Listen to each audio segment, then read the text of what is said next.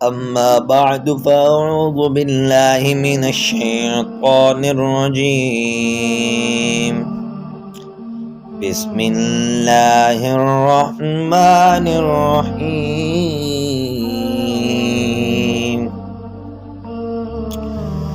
میرے پیارے پیارے بھائیوں، میرے دوستوں، یہ دنیا کے یہ ماحول، یہ سب کچھ یہ عارضی ہے میرے دوستوں۔ ہمیں آخرت کی تیاری کرنی چاہیے، جہاں تو ہم زندگی کے کچھ پل گزارنے آئے ہیں اور وہاں ہمیں ہمیشہ رہنا ہے۔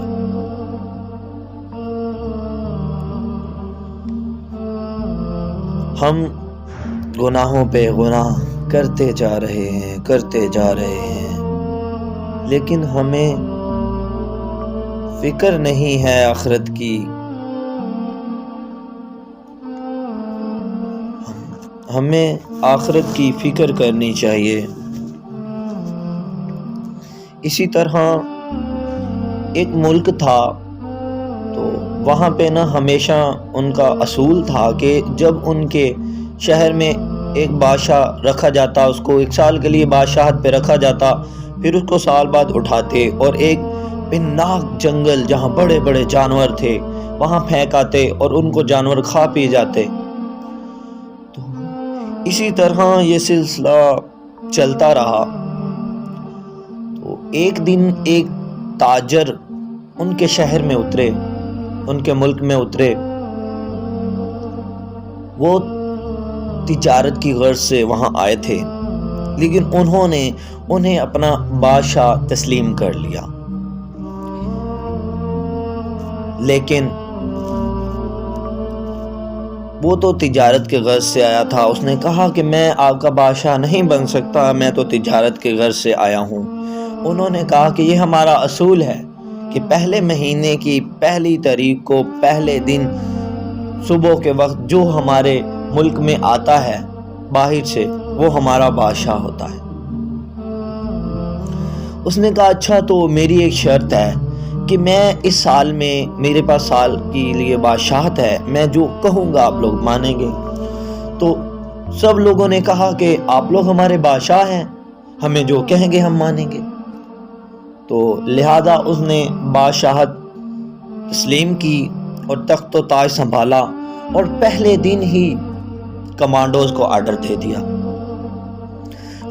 آرڈر دیا کہ جائیں وہاں جنگل میں جو بڑے بڑے خطرناک جانور ہیں ان سب کو مٹا دیں، سب کو مار دیں۔ سب کو مار دیا گیا۔ پھر انہوں نے لکڑی کاٹنے والوں کو بھیجا کہ جائیں اس جنگل کو، سارے کے سارے جنگل کو کاٹ دیں۔ اس سارے جنگل کو کاٹ دیا گیا۔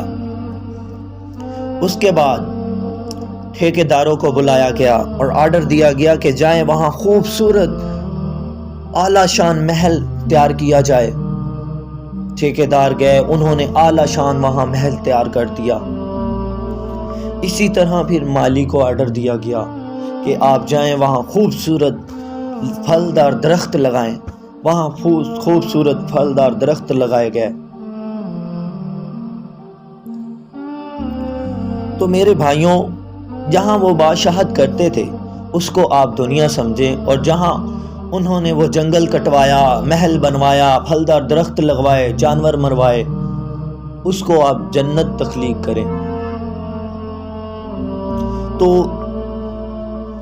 انہوں نے اپنی یہاں رہنے کی تیاری نہیں کی، یعنی جس طرح پچھلے بادشاہ آتے رہے انہوں نے وہاں سال گزارا اور اگلے کی فکر نہ رہی انہیں۔